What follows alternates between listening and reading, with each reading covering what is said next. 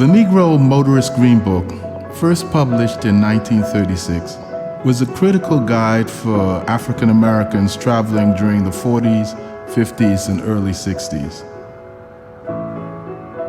It was created by a Harlem postal worker, Victor Green, and his colleagues who gathered a listing of restaurants, bars, hotels, and private homes that welcome black travelers across the country. In a time where Americans started hitting the road, African Americans faced restrictions as they traveled. Although you could purchase a car, you couldn't get gas, stay in hotels, or eat in restaurants. Travel was difficult and dangerous. Ben's Chili Bowl at 1213 U Street, Washington, D.C. was originally a silent movie theater called the Minnehaha. It was later featured in the Green Book as a pool hall. Since 1958, Ben's Chili Bowl has continued the legacy of the Green Book, providing a refuge for the whole community. I was born in Washington, D.C. in 1939 in a segregated hospital. I lived in a segregated neighborhood, and I went to a segregated school. First, I didn't realize any difference because all the people around me looked like me, and I was comfortable with that until I realized that I was being discriminated against.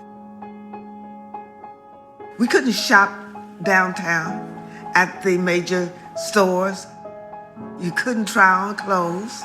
You couldn't try on hats because if you tried them on, they didn't want you to get grease on the hats. You know, we oil our hair. And our makeup is dark. And so they didn't want us to try on clothes because you might get makeup on the clothes. I remember being about 7, maybe 10 years old in Hecht's department store when a little girl called me a nigger and spat on me. And I couldn't retaliate. I couldn't say anything. I couldn't do anything. I was so angry inside, but I couldn't do anything about it because I knew that it would be blamed on me.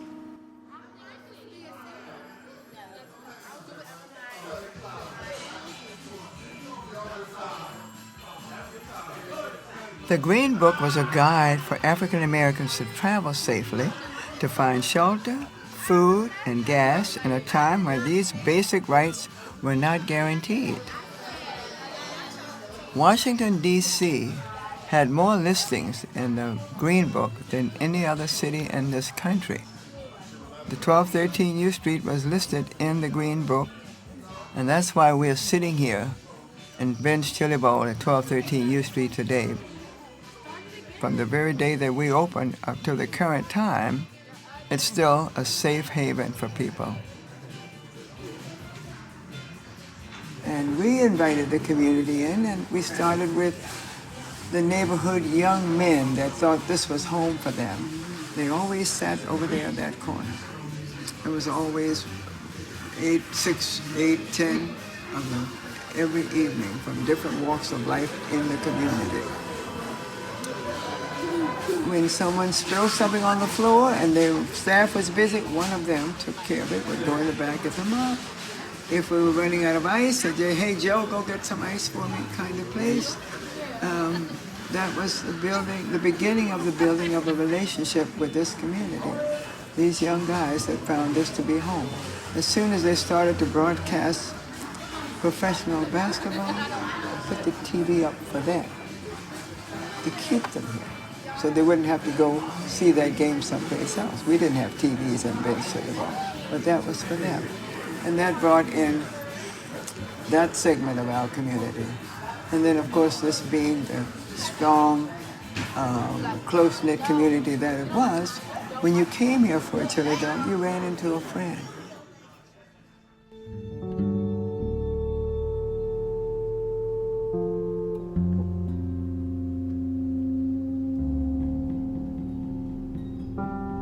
Particularly in the early 50s. When we would leave Washington, D.C.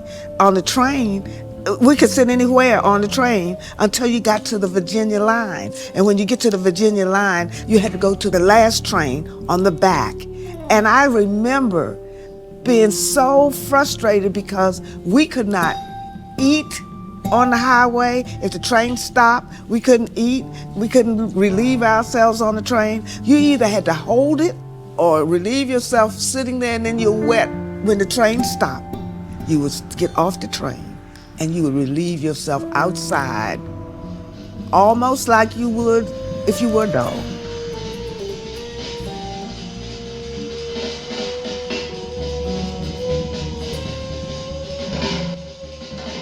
And that's the way, basically, I thought that white people felt about me as a black African American or Negro woman or whatever, nigger woman or whatever, that they felt like I was not human, not a human being, that I was less than a human being. I see people treat their dogs better now. Right now, they treat the dogs better than they treated us as black Americans. Well, you know, one of the things that I remember was traveling from Southwest Georgia down to Mississippi. And this was right after Miss Hamer had been beaten. I mean, they dragged her off the bus and beat her. And, you know, I mean, crippled her. And one of the things that I remembered on that bus, I felt that two things. First, I had to sit in the front of the bus, just like you. But second, I also was in my head saying, you know, what am I going to do if these people come on the bus and try to treat me like Miss Hamer? And one of the things I was very clear about is that I was not getting off the bus and going to any of these places to try to use the bathroom. I was not going to get off the bus to try to try to get anything to eat. I knew enough to pack a lunch before I got on that bus. Now, it was a 10-hour ride from Albany, Georgia, down to Jackson, Mississippi. But, I mean, it was, you know, it was really tough trying to not only deal with the question of where you're going to go to the bathroom, where you're going to go eat, but whether if you exercised your right under the law, whether somebody was going to come up there and try to assault you. That was a reality that we wanted to change. I mean, I remember I was maybe 14 years old when I started seeing the challenge, the real challenge in Montgomery with the bus boycott, with Rosa Parks. Just in terms of local transportation and interstate transportation, we had to face people telling us, you're not good as we are. And now, because of people who got on the bus and challenged, you know, the institutions that were developed, we now you can dream big. You can dream bigger than we could dream. We, you know, was important. I mean, the biggest thing that we were able to do, and you know, and Frank can tell you this, the biggest thing we were able to do is we were able to say, you cannot block our dreams. Now, we couldn't say what our dreams were, but we could say, you can't block our dreams. You can't tell us what we can't do. We're gonna kick down all these barriers. Those barriers could be life-threatening. Every trip through America for a black person during those times was potentially fatal. It seemed like many people were out to hurt us or even kill us just because we're black.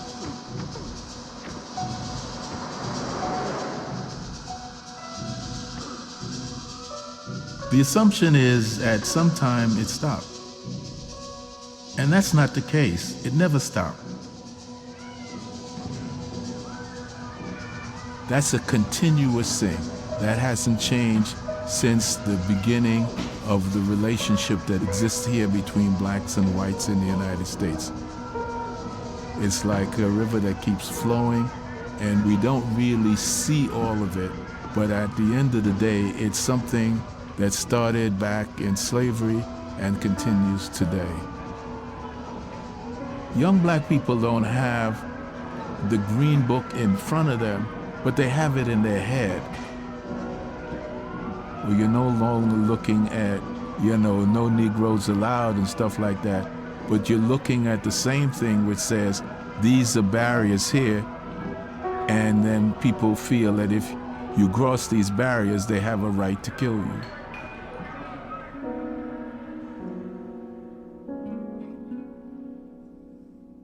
Tamir was such a energetic kid, At 12 years old, he would actually get up in my arms as big as he was and let me hold him and kiss him and squeeze all on him.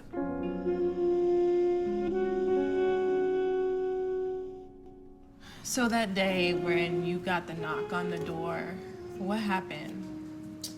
So I was actually coming from the store and putting groceries up, and a knock came at the door. 2 little boys told me that my son was shot by the police. And I was like in denial. I'm like, no, you're not talking about my kids. My kids is at the rec playing. And my oldest son was laying on the couch. He wasn't feeling well, but he ran out right past me. I guess he heard it in the little boy's voice. And he ran out before me, and I'm still trying to get my coat and my shoes on, talking about my kids is playing. And surely enough, as I walk across the street around a little track where I could see the kids, my son is laying on the ground with 10 police officers surrounding him, and my daughter is screaming in the back of the police car, and they have my other son surrounded, and they put him in the back of the police car. So it was terrible. That's how that day turned out. The police asked me, when they asked me, they told me to calm down, or they were gonna put me in the back of the police car, because I was trying to get to my son. They never let me get to him. They also let me ride in the front seat as a passenger Of the police car?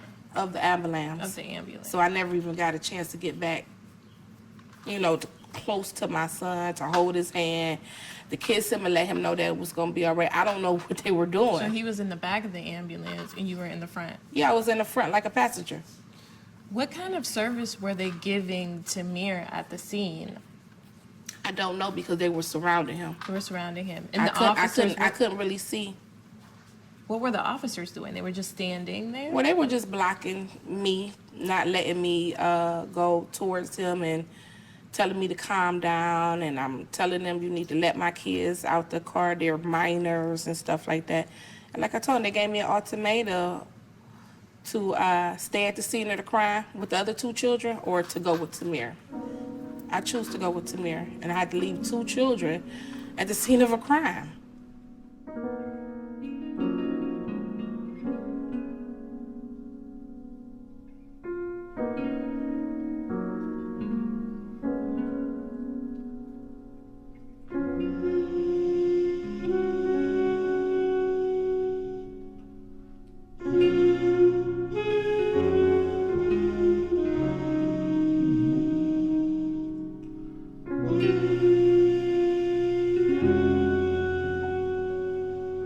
Everybody's seen what happened to my son. They didn't even want to release that tape.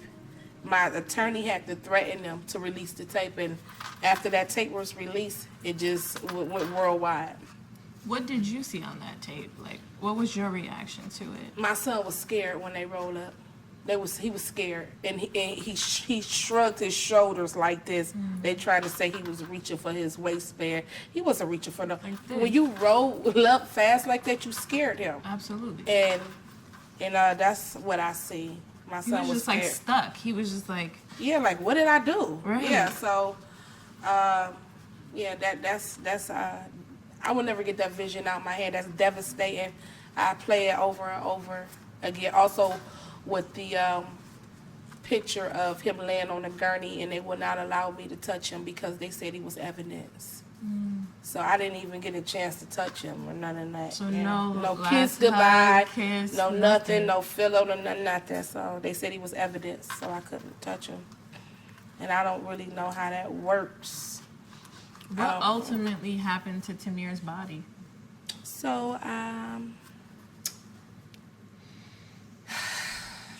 had to get Tamir Well, I didn't have to. I choose to get him cremated. I don't really think I told anyone that, but I don't want to leave my son in Cleveland when I leave Ohio. So I will be taking him and my mother with me. And yeah, I have them in urns in my house. So to take him everywhere that you go, Yeah. every stage of the rest of your life. Yeah, he has to go with me. Yeah, because he just has to go. I wasn't finished raising him, you know. I wasn't finished nourishing him, and America robbed me. Yep, they robbed me. So when people talk about the American dream, what do you call it? A nightmare, especially if you're black. Yeah.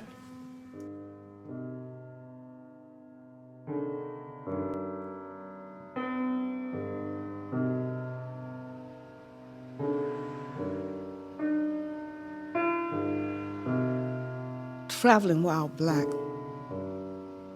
means to me that discrimination, segregation is still alive and well. And that even though I don't have to have the green book to guide me to a black person's house, and I can stay in any hotel I want, but just think about the people who have been killed while traveling black. A young man who was involved in the schools in the area where he lived, killed in front of his fiancée and their child, traveling while black. Traveling while black, I'm driving down the highway and the police decide to stop me. Even though I'm an elderly black woman, I could be killed just because I'm black and don't give them the answer that they want. Traveling while black in America is still happening. And I am really frightened for black men traveling while black. I wonder, when does it end?